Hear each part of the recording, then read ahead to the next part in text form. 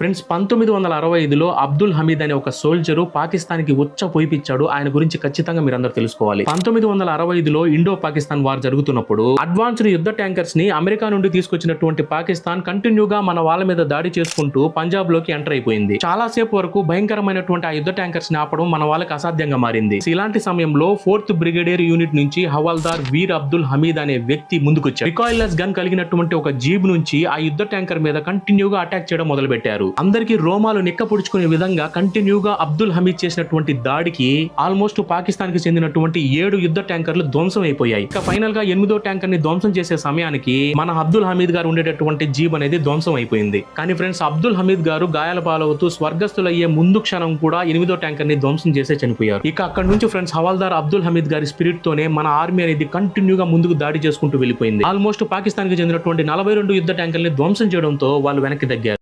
friends,